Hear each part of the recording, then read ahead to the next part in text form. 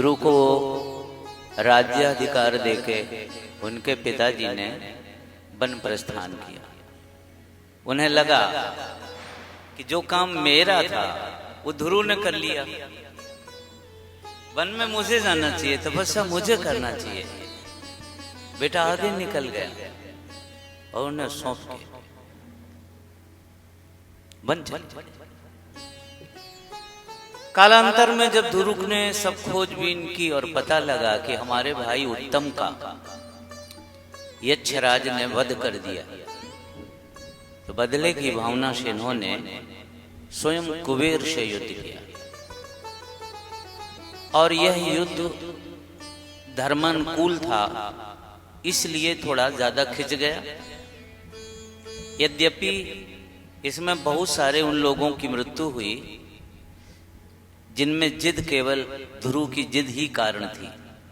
और युद्ध के बीच में अचानक मनु जी ने प्रकट होके और हाथ उठा के कहा, अलम वत्साति रोषेण। क्रोध जीवन का एक आभूषण है, लेकिन सदुपयोग। कोई अच्छी चीज अगर प्रयोग अच्छा नहीं है तो खराब हो जाती है, और कोई खराब चीज अगर प्रयोग अच्छा है तो अच्छी हो जाती है। क्रोध का आप प्रयोग अच्छा करेंगे तो अच्छा है, क्रोध नहीं करोगे तो राज्य प्रबंध कैसे होगा, शासन कैसे होगा, अनुशासन कैसे बनेगा। लेकिन ये क्रोध अच्छा नहीं है। अति रोषेण अलम, बाबा ने बोला और ध्रुव ने तूड़ीर से तीर निकालना बंद करके धनुष नीचे रख दिया। अपने गुरुजन के प्रति अब देखो, ना कुबेर हारे थे न ध्रुव हारे थे, लेकिन क्षत्रिय कुल में जन्म लेने के बावजूद, युद्ध की भूमि में उपस्थित होने के बावजूद बाबा ने इशारा किया, नहीं बेटा युद्ध नहीं, तो धनुष नीचे रख दिया। और कुबेर अपने विमान से उतर के आए, बोले बेटा तुम जीत गए, हम हार गए। ध्रुव कह रहे नहीं नहीं हमने धनुष रखा, हम हार गए। बोले नहीं, तुम्हारा शिष्टाचार देख के, तुम्हारा सौम्य आचरण देख के, तुम्हारी पूर्वजों के प्रति धर्मनिष्ठा देख के, तुम्हारे व्यक्तिगत गुणों से मैं हार गया, तुम जीत गए। अब एक ऐसा युद्ध जिसमें दोनों ही हार गए।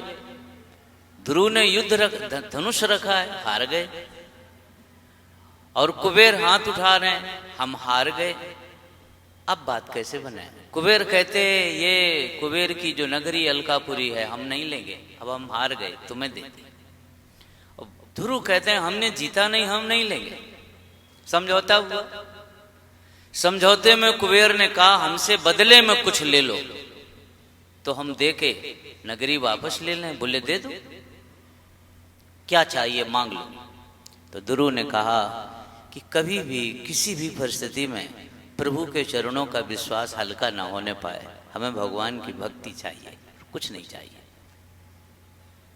और वो वरदान दिया कुबेर ने, फिर जहां के तहां। ऐसे थे महाराज ध्रुव।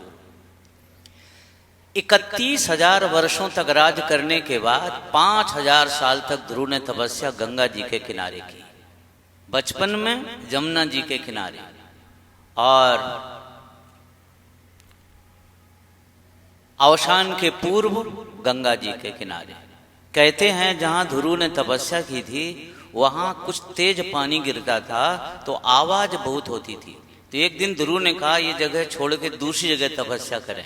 तो स्वयं गंगा मैया ने प्रकट होकर ध्रुव की रास्ता रोकी और कहा हम वचन देते हैं कि यहाँ आवाज अब नहीं करेंगे और तुम यहीं पे विश्राम करो।